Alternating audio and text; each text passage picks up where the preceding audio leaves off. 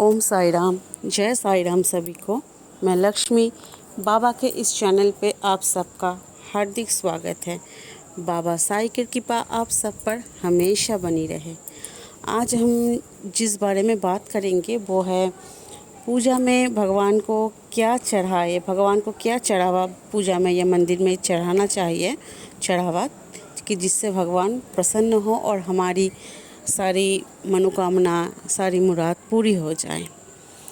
तो पहले हमें जानना होगा कि हाँ देखिए, भगवान सारे दुनिया के पालक है। हाँ, वो सारी दुनिया को चलाता है। ये फूल, पत्ते, नदियाँ, हवा, पहाड़, पूरा ब्रह्मांड उसने सृष्टि किया है। तो जिसने ये पूरा ब्रह्मांड सृष्टि किया है, क्या हम उसको भोग लगा सकते हैं? उसको हम क्या भोग लगाए, उसको क्या खिलाए हम? हाँ, तो ये भोग लगाना, जो पूजा पाठ में हम भोग लगाते हैं, ये हमारे एक मन का भाव है, एक भक्ति है। भगवान के प्रति हमारा प्यार है कि बाबा आप पहले खा लो, फिर हम प्रसाद ग्रहण करेंगे। हाँ, ये हमारा प्यार होता है भगवान के लिए। हम उनको क्या खिलाएंगे, वही हम सबका भरण पोषण पालन करता है, वही इस पूरे ब्रह्मांड को चला रहा है ना। तो प्रसाद, भगवान को भोग लगाने के बाद क्या होता है, वो प्रसाद होता है। प्र का अर्थ होता है प्रभु, सा का अर्थ होता है साक्षात और दा का अर्थ होता है दर्शन, यानी प्रभु का साक्षात दर्शन। यानी आप अगर एक बात देखेंगे कि कुछ आप खाना बना रहे हैं, आप ऐसे खा रहे हैं, तो वो हर दिन का खाना जैसा होता है वैसा ही होगा। अच्छा बनाएंगे तो अच्छा होगा, और बनाने में कुछ गड़बड़ी हुई तो वैसा ही बुरा बनता है। लेकिन अगर आप देखना कि आप एक दिन मन से भाव से भोग बनाकर या खाना बनाकर आप भगवान को अर्पित करो, फिर वो भोग जब प्रसाद बन जाता है उसको ग्रहण करके देखो, आप देखना उसका टेस्ट कहीं गुना बढ़ जाता है। मेरे हिसाब से तो यही होता है कि उसका टेस्ट कहीं गुना बढ़ जाता है प्रसाद का। तो एक तो उसमें भगवान की ब्लेसिंग होती है, कृपा होती है कि उस प्रसाद को जब आप ग्रहण करोगे आपकी हीलिंग होगी, आपकी आत्मा की, मन की शुद्धि होगी। और दूसरा है अन्न की बर्बादी नहीं होगी, खाने की बर्बादी नहीं होगी, क्योंकि प्रसाद हम फेंकते नहीं, खाना पूरा यूज़ होगा, हम पूरा खा लेंगे। आज से 1 महीना भगवान को भोग लगा के फिर वो खाना खाना आप स्टार्ट कीजिए। भगवान को भोग लगाइए, फिर वो प्रसाद आप ग्रहण कीजिए। देखना आज के बाद ये 1 महीना कीजिए, आप लोग करके देखिए कि आपकी व्यवहार में, आपकी जो आपका थिंकिंग पैटर्न है, जो आपका माइंड में जो कॉन्फ्लिक्शन चलता है, वो कितने हद तक सॉल्व हो जाता है। क्योंकि प्रसाद में वो सारे भगवान की ब्लेसिंग कृपा होती है जो आपकी मन को स्थिरता देता है।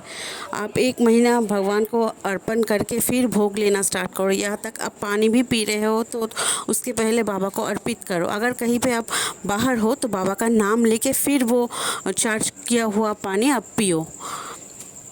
देखना आप अपने आप में 1 महीने के बाद कितना शांत महसूस करोगे कि आपकी मन की जो अस्थिरता थी या थिंकिंग पैटर्न, वो धीरे धीरे माइंड में जो हम सबके जो क्या बोलूँ उलझन चलता है, वो धीरे धीरे शांत होता जाता है।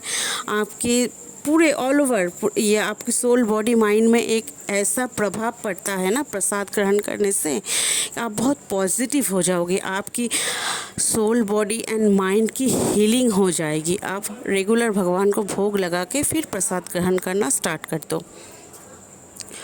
और दूसरी बात तो ये है कि हम भगवान को भोग में क्या लगाएं, भगवान को क्या प्रसाद चढ़ाएं। तो आपकी सामर्थ्य अनुसार, भक्ति अनुसार जो भी हो, आप भगवान को भोग चढ़ा सकते हैं। लेकिन एक और चीज़ है जिसे भगवान को अर्पित करने से भगवान भी खुश होंगे और आपकी मनोकामना भी पूरी होगी। वो है हमारी जो आत्मा है, हमारी मन है, उसमें जो लेयर चढ़ी होती है ना, अहंकार, काम, क्रोध, लोभ, मोह, ईर्ष्या, भय, ये सब जो लेयर हमारे आत्मा के अंदर चढ़ी होती है, हमारे मन में रहती है ना, इसको एक एक करके भगवान को अर्पित करना स्टार्ट करो। आपको बहुत गुस्सा आता है, आप भगवान से बातें करो, बाबा को बोलो, बाबा मुझे बहुत गुस्सा आता है, प्लीज़ बाबा मेरे गुस्से को हील करो, मुझे अच्छा नहीं लगता। या आप समझ रहे हो कि आप में ईर्ष्या है या अहंकार है, सबसे पहले तो वो एक्सेप्ट करो कि हाँ ये वदगुण या ये मानसिक विकार मुझ में हैं। सबसे पहले एक्सेप्ट करो कि हाँ मुझ में ये कमियां हैं, मुझ में अहंकार है, मुझ में गुस्सा है, मुझ में काम क्रोध लोभ मोह वासना भय ईर्ष्या जलन ये सब मुझ में है। एक्सेप्ट करो, फिर बाबा को समर्पित कर दो, बाबा के चरणों पे या ईश्वर के चरणों पे, जिसको भी आप मानते हो। भगवान एक ही होते हैं, उनके कई रूप होते हैं। हाँ, उसके चरणों में रख दो कि मैं अपना ये गुस्सा, अपना ये अहंकार, अपना ये मानसिक विकार आपके चरणों में समर्पित करती हूँ। भगवान मुझे इससे छुटकारा दो, मुझसे इसे छुटकारा दो। जैसे मैंने ये रियलाइज़ किया कि मुझे गुस्सा बहुत आता था, क्योंकि मैं राशि अगर पूछे तो मेरा सिंह राशि है लियो, तो मुझे बहुत गुस्सा आता था, क्योंकि वो फायरी साइन होता है लियो। मुझे बहुत गुस्सा आ जाता था, कोई अगर झूठ बोलता या छोटी मोटी बात पे मुझे बहुत गुस्सा आ जाता था। तो मैंने मेरी गुस्से को इसी तरह हील किया। तो मैंने पहले एक्सेप्ट किया कि हाँ ये मुझ में गुस्सा है। तो फिर मैंने उस गुस्से को, मैंने बोला बाबा मुझे इस गुस्से से छुटकारा चाहिए, प्लीज़ मैं ये गुस्सा आपके चरणों में रख रही हूँ, मैं अपने आप को आपके चरणों में समर्पित कर रही हूँ। बाबा प्लीज़ मुझे इस मानसिक विकारों से मुक्त करवाओ। और देखना एक एक करके जब आप पूरी तरह से समर्पित होके, भगवान को समर्पित होके आप ये करोगे ना, वही पहले एक्सेप्ट करो फिर भगवान को समर्पण करो, देखना धीरे धीरे धीरे धीरे धीरे वो चीज़ आपके अंदर से चली जाएगी, आपकी आत्मा शुद्ध होगी। एक्चुअली है तो हम एक सोल है ना, हम एक आत्मा है सब। और अपने आप को हर दिन ये एफर्मेशन दो कि मैं एक आत्मा हूँ, मैं एक आत्मा हूँ। तो आप ये आपका माइंड बॉडी सोल ये एक्सेप्ट कर लेगा कि आप एक आत्मा हो।